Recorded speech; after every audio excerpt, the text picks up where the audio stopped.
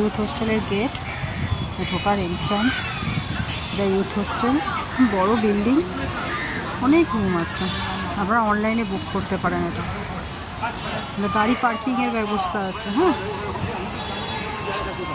Entrance এদিকেও আছে, এখানে এই বিল্ডিং থেকে।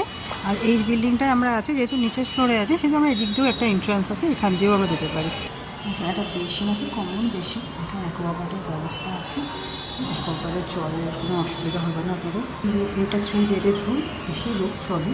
এই রুমটায় আমরা আছি, চলুন দেখাই।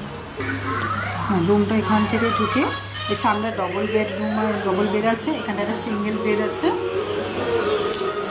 ঠিক আছে। আর এখানে একটা টিভি আছে, টিভিতে কানেকশন আছে।